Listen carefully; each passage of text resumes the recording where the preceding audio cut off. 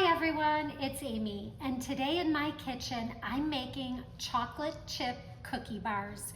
Sometimes you just don't have time to scoop and bake cookies, and this recipe comes to the rescue in minutes. It's that same favorite classic chocolate chip cookie, but in a cookie bar. So let's get started.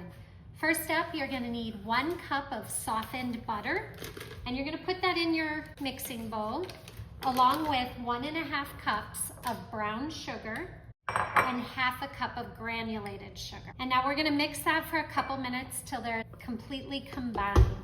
Okay, let's add in 2 eggs and 2 teaspoons of vanilla extract. You can measure it, but I just like to dump and pour from the heart here. And let's mix those in.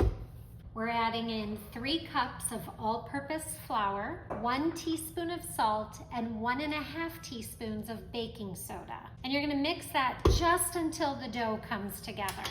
Okay, now you'll need 3 cups of chocolate chips, and I like to separate them and put about 2 cups in the dough, and then I sprinkle the top of the cookie bars with a cup. You could toss it all in if you prefer. So here's 2 cups of chocolate chips. These are semi-sweet chocolate chips, which make the best chocolate chip cookies. Get those blended in. Perfect. I have a 13×9 baking dish, and I've lined it with parchment paper, and I put binder clips to hold it in place. You can just be sure to remove those binder clips before you bake the cookies. And now I'm gonna press in the cookie dough. You want to try to make sure it's pressed in pretty evenly, otherwise one side is going to take longer to bake than the other. And if you use the palm of your hand, you can kind of feel where it might be higher in spots than other spots, and just kind of spread it out. Okay, that looks pretty good. I'm going to take my remaining cup of chocolate chips and really get those over the top.